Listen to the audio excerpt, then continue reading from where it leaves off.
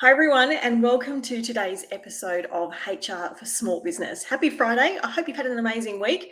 It's a nice short week for all of us, of course, this week and heading into another long weekend. So for many of you, that may mean juggling, trying to take some time off and also keep the business running, or for some of you, trying to juggle having staff off on annual leave this week and probably last week as well, and keep things moving on. So welcome. I do hope you've had a great week and looking forward to another long weekend, because who doesn't love a long weekend? Hello, I can see we've got someone joining us, and actually this just prompts me as well to let you know that you are joining us from Facebook today. I am using an app called StreamYard, and if you do want me to see your name on Facebook, I will need you to give Facebook permission. Otherwise, all I see is Facebook user. But hello and welcome, and it's great to have you here.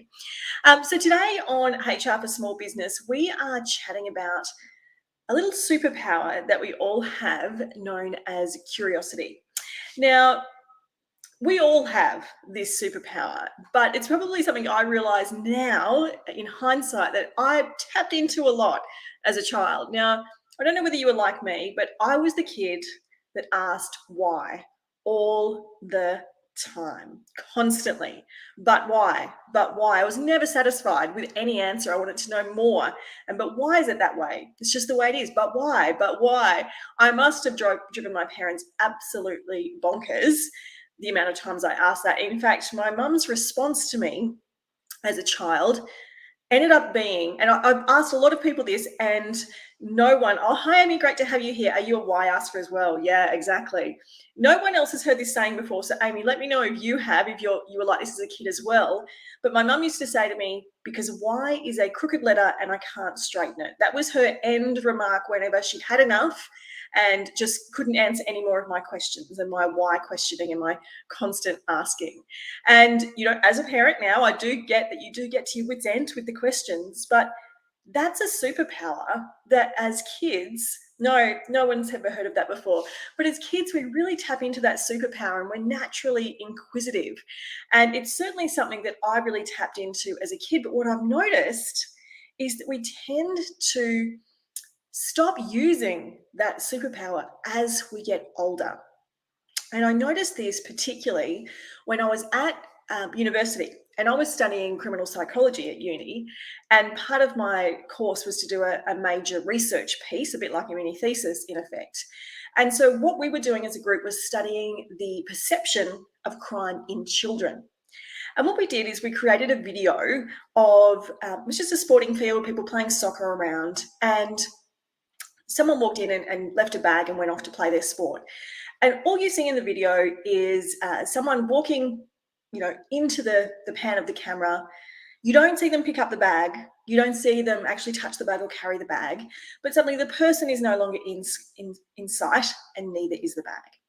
So it was a set-up video, and we showed 3 groups of children this video. The first group were very young children, kindergarten kids. The second group were mid-primary school, so about year 3 or year 4. And the third group were just ending primary school, the end of year 6. We showed them the exact same video and asked, I think it was literally thousands of kids, the exact same question: what happened to the bag? And here's something really interesting. The kindy kids, the still very inquisitive, curious kids, all said, I don't know what happened to the bag. They all said, yeah, we saw the bag, we saw the person, we saw the bag wasn't there before, but we don't know what happened to the bag. They were really curious. They wanted to know what happened to the bag. The year 3 and year 4 kids started to join some dots, but they didn't lose their curiosity. They said, well, the person went and then the bag was gone. Maybe the person might have taken the bag. Maybe they picked up the bag. They started to join some dots, but they were still curious. They still said, well, we're not sure. We didn't see it. By the older group of kids, the year 6 kids, they thought they were very smart, having put all the dots together, and said the person definitely took the bag. The person came, the bag's gone, the person's gone. Without a doubt, the year 6 kids were convinced that the person took the bag.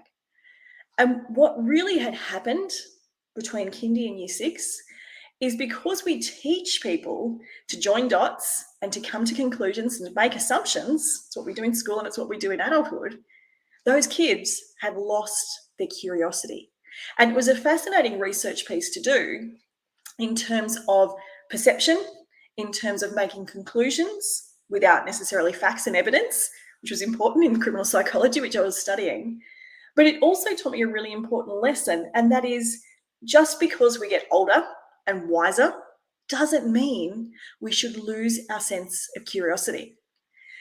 And why am I sharing that with you today in HR for Small Business?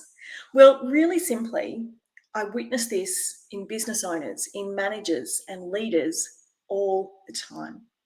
People will come to me with a staffing issue and I'll say, what did the employee say about that? Or have you asked some questions of the staff member?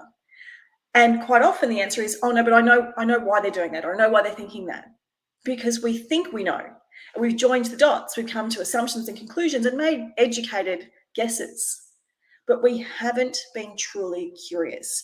And so today on HR for Small Business, I want to share with you why it's important to still be curious, and to particularly be curious when it comes to our team. The risks of apathy and the dangers of becoming apathetic when it comes to understanding our people, and the power of having curious conversations with our team members. Because when we fail to have curious conversations, we don't ask great questions and we don't get the answers that we need. So firstly, let's touch on why it's important to be curious. Now, a few years back now, I was consulting from a HR perspective with a business that had quite a large number of staff. They had maybe 200 odd staff. They didn't have HR. I was consulting with them in that space. And it was a business that had undergone a lot of change. They'd merged. There were 3 businesses that had come together. One bigger business that brought the bulk of the staff, a smaller but very successful business, and an international business. So we had a change in group dynamics. We had a change in culture because we had to introduce the Japanese culture into the business. It was very important. And so there was a lot of changes for the staff. The staff were very used to going directly to what was now the CEO, getting whatever they wanted, because he really did want to look after his people and said yes a lot. And there were now layers of management. And there were now different dynamics. And of course, when that happens in any organisation, not everyone loves the change. And you get a lot of people not happy that they can't go straight to the CEO and that they've got to deal with different line managers and leaders. I remember being in a meeting with one particular manager. His name was George. And he had just taken on the responsibility. He was new to the business, so he'd come externally. And he'd taken on the estate management role in New South Wales, which was a very big job. And he was dealing with a lot of team members, a lot of trade and industrial team members who were out on site and doing quite labour-intensive work. And he had to rally the troops and try and improve the culture in this team, because this was the team that was most upset about these changes. And I watched him do an absolutely amazing job at bringing a very fractured culture together very quickly. And he was not taking any prisoners. He wasn't putting up with anything that he shouldn't have been, but he was really turning the boat around. And I was witnessing this, and I was in a meeting with him and I said, look, you've got one of the hardest jobs in this place. How are you finding it? And was just chatting to him. And he said, look, my philosophy is this, and this is a Stephen Covey quote: seek first to understand and then to be understood. He had realized that until he was really curious about what was going on with his people individually, and he had a big team, there was no way he could get them to understand what he needed from them until he'd taken the time to get to know them and to get really curious about what was going on for each of them through this transition. And he applied that philosophy to every team member, to every team. And it was through that and the curious conversations that he was having that helped him turn that team around. Now, I could name 100 other managers that would have gone into that role and approached it very, very differently, and would have got very different results. And I think we need to lean in to this curiosity superpower that we all have, just like George did, if we want to be able to get the best from our people, because until we understand them, we cannot possibly get the most out of them. And on the flip side of that, we have the risk of apathy. Now, apathy is one of my pet hates, so it is something I do feel quite passionately about. And it's something that I'm always saying in my personal life, just have an opinion about something. And in fact, my daughters and I have a favourite musical, Hamilton. I'm sure many of you have had the similar obsession, particularly over lockdown. And my favourite line in Hamilton is this: if you stand for nothing, Burr, what will you fall for? And it's a really powerful line about the fact that if you're not interested in having an opinion and standing up for something, you become apathetic. And when you're apathetic, you'll fall for anything. and you'll never make a stand. And I think apathy is just really dangerous, and it's a slippery slope we can get into. And it comes about from not being truly curious. And it shows up when we make assumptions, when we aren't, caring about people, when we are just going through the motions and aren't really invested in what's going on for our team. And it is a dangerous slide to sort of slip down when it comes to our people. So leaning into our curiosity as our superpower is something we can be doing all the time in our business. But I wanted to share with you how you can do it in one particular way today when it comes to your people, and that is in the power of having curious conversations. Oh, great, Amy. I'm glad you're enjoying that. Thank you for that feedback. So the power of curious conversations. What is a curious conversation? When and why should we be having them? A curious conversation is a conversation you enter into with any one of your team members, really at any point in time, where you are walking in there purely with a focus on curiosity to learn more, to seek first to understand, and to really dig deeper into understanding what's happening with that person. Now, if having these kind of curious conversations is not commonplace in your particular workplace, no problems. But just understand, start small. And it may mean that you're not going to get all the answers in the first ever meeting, because you're going to have to build trust with your team member that you're having this conversation genuinely and authentically wanting to learn about them, which may require a little bit of trust building over a period of time in little incremental steps before they're going to, tell you everything you need to know in one instance. And Amy's asking, do we suggest calling it that to the staff or something else? Look, you could use that term, absolutely. And sometimes it does help to put language to things in business with our team, because it gives them some, parameters around, okay, this is what we're doing right now. But really, it doesn't need to have a name. It's more for your own perspective to know that that's your intention in the meeting. Really, you want to create an environment where anytime you're talking to your staff, they feel comfortable to talk to you about what's going on. But if you haven't had these kind of discussions before, then that might require a little bit of getting used to in your team. So you could absolutely give it language and call it a curious conversation or anything else that you want to call it. But it doesn't have to be that way. This is more about making those changes to the culture of how you have conversations in business. And Brené Brown talks a lot about this and about creating cultures where you're having honest conversations, and she puts language around it in her way as well. And you can absolutely do that, whatever that looks like for you, but it's not essential to being able to really get the insight that you need out of these conversations. So with regards to curious conversations, really what it looks like is having a conversation with the focus purely on learning and finding out more and digging a little deeper. And the best way to do that is to ask open-ended questions and tap into that inner child, that curiosity that you have, and don't be satisfied with the first answer you get, especially if this is new and you're not used to having these conversations and your staff aren't used to you asking questions about them, because the first answer is never the real answer. They'll give you the nice answer, the answer they think you want to hear possibly, or maybe a little surface level answer. But watch everything they say, and you'll be looking at body language, the tone, the wording they're using possibly, and sit with that and say, oh, that's great. Can you tell me more about that? Can you, I'm really interested. Why is that really important to you right now? Where does that fit with you? Or can you explain why that's really challenging for you at the moment? Can you tell me more about what comes up when that happens? So it's not about accepting the first surface level answer. It's about digging a little deeper and saying, tell me more. I'm keen to understand more about that. I'd really like to understand why that impacts you so much.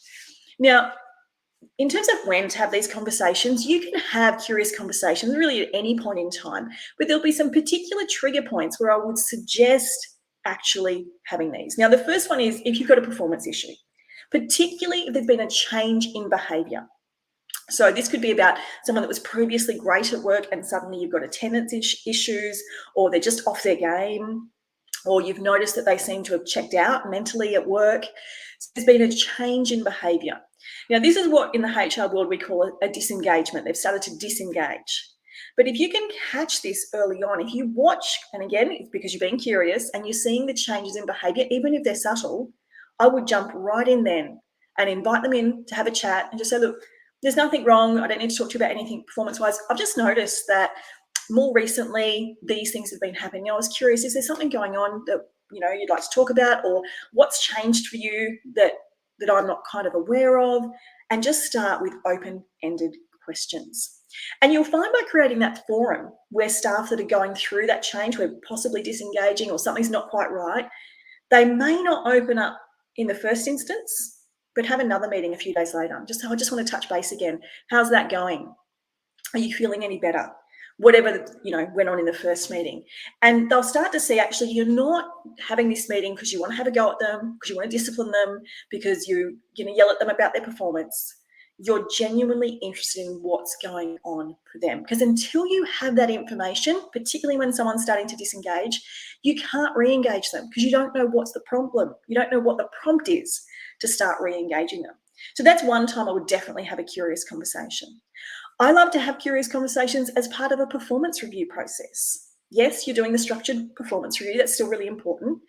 But at the beginning or at the end, tell me what's going on with you right now in terms of your career here at work, just generally. What are your key goals? What's your vision for your life in the next couple of years or the next 6 months? Because when you find that information out, you can better align your goals as a business to some of their goals. And if you can get that synergy working, and it's not always very straightforward, I do get that, but if there is a way that you can align something that's important to them with something you want to achieve as well, that is the magic in terms of retaining the best people in your business and having them work at the highest possible level. So, and also, I guess the third time I would definitely have one of these conversations is when something in your gut tells you you need to. Trust your intuition. Even if you haven't necessarily noticed anything, trust your gut. If you think something is amiss here, start a curious conversation and just sit down and have a chat. Now, you want to make sure the environment you're having this conversation in doesn't feel like they're in a performance appraisal or performance management discussion. You want both of you to feel comfortable. Don't have it in a fishbowl office where everyone in the office can see into all the glass windows. You may even want to take this off-site and go to a cafe and create a really relaxed environment, because you want this person to open up to you. You want them to feel comfortable talking to you. And that's not going to happen if they feel like they're about to be interrogated, or they're in the room where they last got a formal warning or anything like that. So these curious conversations are just so powerful to have in your toolkit when it comes to leading and managing people. You want to be asking open-ended questions. You want to be ensuring that you're not accepting the surface level answer, that you're always digging a little deeper, and that you have these kind of conversations when you notice something's amiss or there's been a change, your gut feel tells you you need to, and you can even structure them into your performance reviews, or if you have like weekly meetings with your staff member, or even monthly or quarterly meetings with each staff member, maybe around particular workflows or something like that, you could build some of this in. But sometimes it is better to keep it separate, because you're keeping your workflow meetings separate and your other meetings where you want them to open up more personally to you separate. But it's just so powerful to do. Now, obviously, you need to be cautious that you're not asking personal and private information or sort of drilling them for that when they're not ready to talk about that. But it's about creating a forum and an environment where people feel comfortable to talk and where you can seek first to understand. Once you're able to do that, it's far more easier to get them on board to do what you need them to do, to get them to understand your perspective about why you need them to do things a certain way. And when you know what's going on with someone, it's like everything, knowledge is power. You can understand how to better manage them, how to better lead them, what's happening for them right now in terms of when you should ride them a little harder, or maybe give them a bit of grace because you know it's a particular thing going on and it's all going to come back around and be fine in the future. But until you know that, you don't have the power that you need to make those discussions. So I hope that's been helpful for you. Just to recap, we all have a superpower that is curiosity. And whilst we tend to forget to use it and we sort of lose our tendency towards it as we mature, as we become adults and even later in life, I encourage you to lean back into that, particularly when it comes to your team. You want to make sure you avoid apathy. It's such a dangerous, dangerous place to find yourself. And the number one way you can lean into curiosity when it comes to your people is to start to have curious conversations with them. So I do hope that's been helpful. Thank you for joining me here today. If you're catching the replay, just let us know that you're catching the replay and whether you found it valuable. I'll be back again next week for another episode of HR for Small Business. Until then, have a wonderful week, and I look forward to seeing you again next week. Take care.